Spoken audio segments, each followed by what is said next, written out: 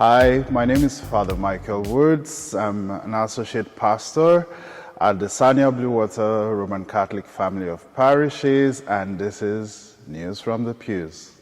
It may surprise you that I did not have a dramatic call like that of little Samuel, but then as a little boy, I was privileged to be born in a deeply Catholic family. And we often had priests, around us. And that caught my admiration, the joy that they brought, the impact that they made in the lives of people, practically everybody. I found that very admirable. And as a little boy, I definitely always responded to the question, what do you want to be when you grow up? I always say a priest, a priest, a priest. But then over time, when I came of age, I had to make a decision, what career path or what vocation. By then, I had developed interest in studying law. Yes, and I had this conflict. Okay, should I do the priesthood or should I study law? I'm sure you know what I eventually chose, right? When I made up my mind, I clearly wanted to be a priest. The first person I confided in was my parish priest. One day after Mass, I just walked up to him and said, Father, I would love to go to the seminary and be a priest. And then he exploded with joy, and I was surprised. I was surprised at his excitement and all that. And he asked me if I had informed my parents. I said no. He said I should go ahead and inform them. So I told my mom. She received it with some calm, joy, and she asked if I told my dad. I was always afraid of my dad a bit. So I walked up to him after a day and told him, and he told me, you know what, go and think about it, go and think about it. I guess he wasn't up for the talk, but eventually I returned a week after and said, Daddy, I've thought about it, and he guided me saying, my son, I'm not the father to choose what a child should be. If you have thought about it and you're convinced that's what you want, then you have my blessings. So at that point, I was excited, I was thrilled to know that I had my family, supporting my desire. The first year was called the Spiritual Year Formation. I had it at John of the Cross, Epoma in Edo State, Nigeria. It was basically to help the young boys to do prayer and retreat and get clarity about their aspiration. We were 152 of us in my seminary. And after that, I resumed All Saints Major Seminary, Huyele Opoma, where I had my studies in philosophy, and took a 1-year break back to the diocese for pastoral year formation. I happened to work in a secondary school and then in the cathedral. Afterwards, I returned to the same seminary in All Saints for my studies in theology. In all, it took 9 years of formation. A lot of experiences really contributed to shaping me and, chiseling the edges, my vision for the priesthood. But while I was in the seminary, I came up with my motto, all from God, in God, and for God. Omnia de Deo, in Deo et pro Deo. And this continues to be the philosophy that guides me.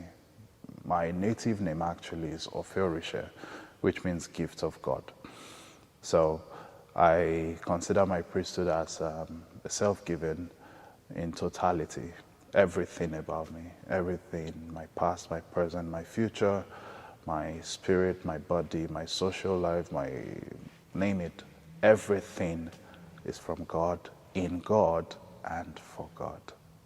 I've had the privilege of working in various parishes, from the rural to the urban. I've also had a huge experience with the young people. I mean, for about 10 years of my 13 years, I've been actively in youth ministry, journeying with the young ones. And that has really shaped a lot about my outlook. That's shaped a lot about, the satisfaction also that I could say in the past 13 years has been the story. It's lots of twists and turns. And now that I'm here on mission in the Diocese of London, it's an humble beginning, I see. Totally new culture, new people. I wanted to expand my horizon. I wanted to explore new things, new cultures, new experience, and then hopefully that could also enhance my worldview and experience as a priest to be able to minister in any clime. But yeah, it came with some uncertainties. It was a leap of faith. I was happy to have the blessing of my bishop, Most Reverend Gabriel Abegori, who graciously gave his blessing, and Bishop Fabro was very open and receptive. So I knew a lot would have to change. I mean, back at home, I could afford to preach for over 30 minutes on a Sunday, but come on, here, who does that, right? Nobody does that, not even me anymore. So getting to leave the people, that and support system that I had grown over the years. That was something, and being unsure if you will be accepted. I mean, we're all Christian, yes, but we're also all humans, and there are stories of different perspectives and people and all that. So yeah, those concerns were there. But then the church is universal, it's the same Catholic Church, the same mission, and that meant a whole lot. That was all that mattered to me. The fact that regardless of our race, tribe, or culture, we are still one and same universal church. So yeah, and it's been a very warm family here in Sarnia, Canada, except for the winter. To be honest with you, I've been so privileged. I've had amazing people, amazing experiences. None is really the same. Is it the joy of accompanying a young couple to find love and to start their family, or being there for the grieving, or the young person whom you're able to inspire and impact? So it's a whole lot. It's just like a taste of heaven, each and every time. I think the place of personal prayer has always been a place to draw strength, to be able to renew oneself over and over again. I mean, you get to a point where prayer is not just something you do, it's something you live, all right? It's something you live out day in, day out. It's something you breathe, that union, that sincere walking with God day by day. It helps to make sense of it. As a priest, I've always had the privilege of drawing strength from the Eucharist, the privilege of celebrating Mass. I was told at the very beginning, celebrate each Mass as if it were your first, your last, and your only Mass. And that I have tried, to do, and it's always been a source of strength for me. Other things that has kept me rooted in faith is, basically applying faith to life. You see, the mysteries of the kingdom are not so disconnected from our everyday experiences.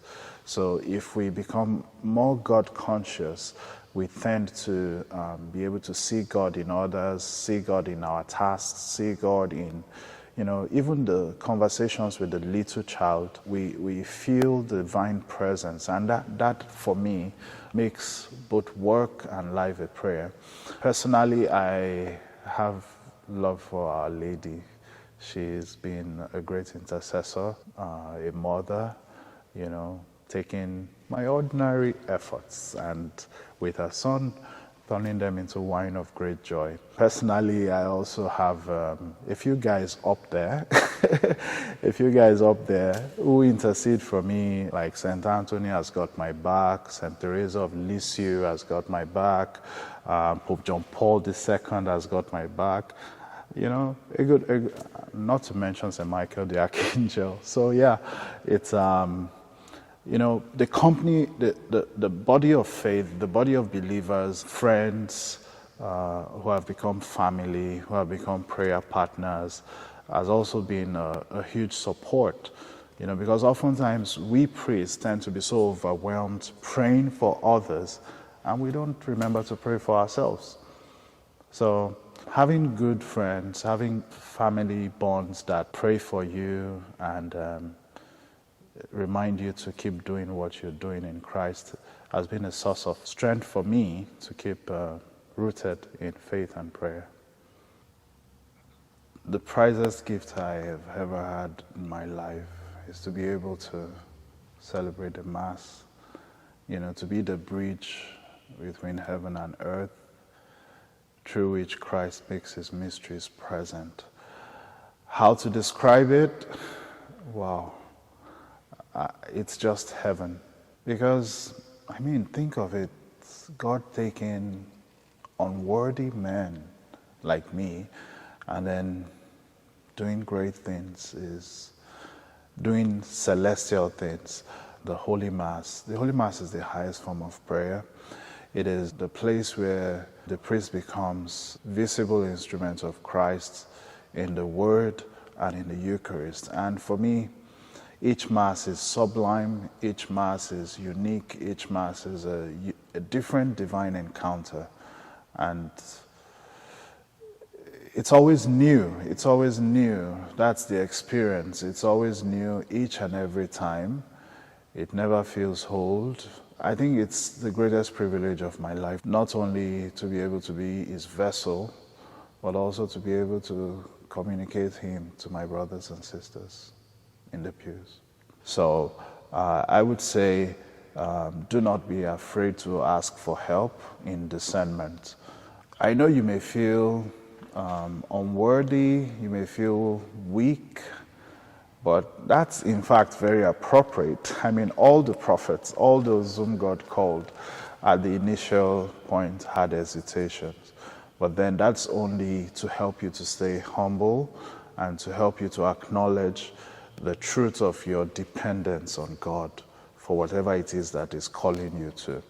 Oftentimes, we may not be able to do it all by ourselves or get it clear, but with a good spiritual director, you may be able to discern clearly what it is that God is calling you to. So discernment is very, very important, and it's okay to ask for help in discernment. You have priests, you have religious persons that could be helpful in that regard. And when that is done, as you journey on, it's important to know that, just be sincere and be available, because the God you seek is the God who makes able those who are available to him. Finally, when human efforts fail, divine grace excels.